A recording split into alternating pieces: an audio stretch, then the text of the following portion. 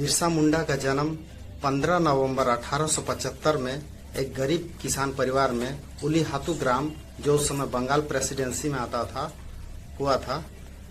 उनका पिताजी का नाम सुगना मुंडा और माता का नाम करमी मुंडा था। सालगा गांव में प्रारंभिक पढ़ाई के बाद जयपाल नाग ने देखा कि वे पढ़ाई में बहुत तेज है, तो उनकी और बेहतर पढ़ाई के लिए एक जर्मन मिशनरी स्कूल चाईबासा में गॉस्नर इवेंजेलिकल लूथरन चर्च विद्यालय में दाखिला करवा दिया। मिशनरी के संपर्क में आने के बाद बिरसा ने ईसाई धर्म स्वीकार कर लिया।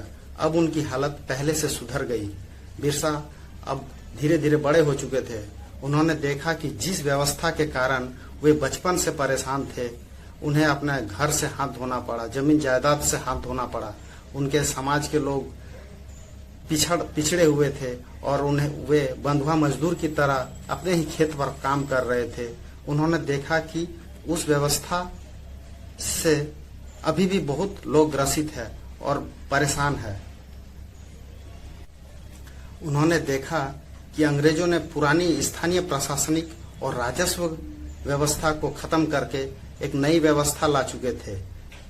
जमींदारी प्रथा के कारण बंधुआ मजदूरों की संख्या भी काफी बढ़ गई थी और आदिवासी जनसंख्या के ज्यादातर लोग अपनी जमीनें खोते जा रहे थे और जमींदार लोग उन पर दमन करते थे।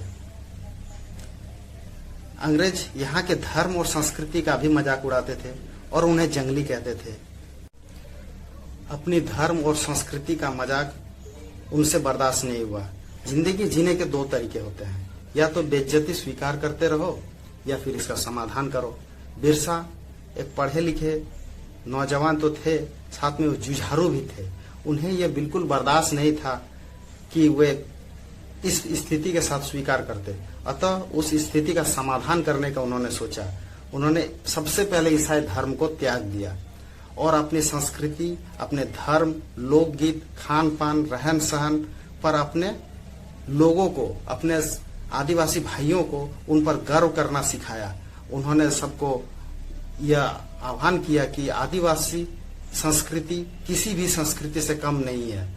हमें जीवन में उत्थान करने के लिए, प्रगति करने के लिए, अपनी समस्याओं का समाधान करने के लिए किसी अन्य धर्म को स्वीकार करने की जरूरत नहीं है। हमें अपने ही धर्म में रहकर हमें अपनी समस्याओं का समाधान करना होगा। यह उन्हें समझाया। बिरसा ने अंग्रेजों से लोहा लेने से पहले अपने अंदर की बुराइयों को मिटाना ज्यादा जरूरी समझा। इसलिए उसने अपने समाज के लोगों से आह्वान किया, उनको समझाया कि उनका समाज किस तरह से बिखरा पड़ा है और यही उनकी गुलामी, उनकी नाकामी का कारण है। उन्होंने लोगों से नशा पान करने के लिए मना किया। उन्होंने सबको समझाया कि आपसी समझौते के साथ, आपसी मेलजोल के साथ सभी रहे, वे आपस में झगड़ा न करे और शिक्षित हो। ये वो वक्त था जब सब लोग अंग्रेजों के खिलाफ लड़ाई, उनके खिलाफ क्रांतिकारी योजनाओं के लिए कार्य कर रहे थे, परंतु बहुत ही कम उस समय समाज में लोग थे जो समाज सुधार की बातें करते थे। बिरसा ने समाज सुधार के संदेश को मजबूत बनाने के लिए खुद को ईश्वर के प्रतिनिधि के रूप में पेश किया। लोगों के बीच जाकर समाज सुधार का संदेश देते थे, बीमार लोगों का इलाज करते थे। लोग उनके पास दूर दूर से अब आने लगे। लोग उनकी बातों को बहुत ध्यान से सुनते थे। लोग उन्हें धरती आभा के रूप में कहने लगे। उनके प्रभावशाली भाषण को लोग दूर दूर से सुनने के लिए आने लगे। उनके पास बहुत ज्यादा भीड़ लगने लग गई। बिरसा अब बहुत प्रभावशाली हो चुके थे। उन्होंने टैक्स के खिलाफ एक नारा लगाया, अबुआ राज अस्ते आना, महारानी राज तुंडे जाना। मतलब हमारा राज्य आएगा, महारानी का राज जाएगा।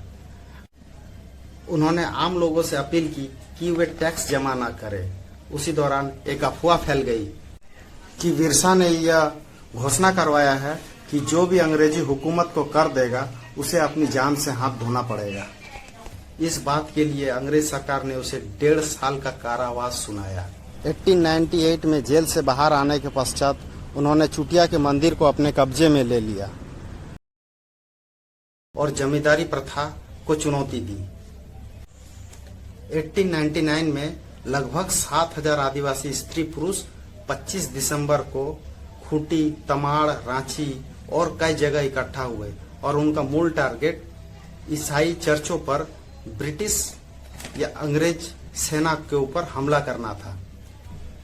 25 दिसंबर के समय इस बिरसा अनुयायियों ने कई गवर्नमेंट ऑफिस पर हमला किया, कई ऑफिसरों को मारा और इस विद्रोह को कुचलने के लिए अंग्रेजों ने भी सिपाही बंदूक लेकर निकल पड़े। कई जगह गुरिल्ला लड़ाई की तरफ बिरसा के सैनिकों ने या बिरसा अनुयायियों ने अंग्रेजों के खिलाफ लोहा लिया।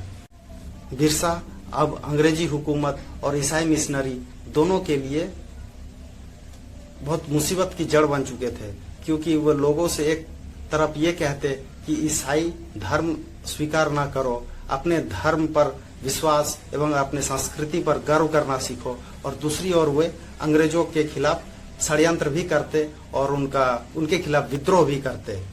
अंग्रेजी सरकार ने ये घोषणा किया कि जो भी बिरसा मुंडा को पकड़ने में मदद करेगा या उसका पता बताएगा उसे 500 रुपये इनाम से पुरस्कृत किया जाएगा। इसी दौरान जमशेदपुर के डुमरी पहाड़ में आदिवासी और अंग्रेजों के बीच घमासान युद्ध हुआ, जिसमें सैकड़ों आदिवासी मारे गए। बिरसा मुंडा चक्रधरपुर के जमको पाइप जंगल में छिपे हुए थे। उसी दौरान एक व्यक्ति का इलाज के लिए वे वहां से निकले और इलाज कर रहे थे, तब किसी ने मुखबिरी कर दी और बिरसा मुंडा और उसके लगभग 500 साथी पकड़े गए और सबको कारावास की सजा हुई। अंग्रेजी हुकूमत ये जानती थी कि बिरसा मुंडा अगर जेल से आजाद हो गए तो यह और ज्यादा खूंखार हो जाएगा, यह अपने विद्रोह को और बड़ा रूप देगा, और जो कि अंग्रेजी हुकूमत के लिए बहुत ही सरदर्द वाली होगी। अतः वे नहीं चाहते थे कि वे यहाँ से जिंदा जाए।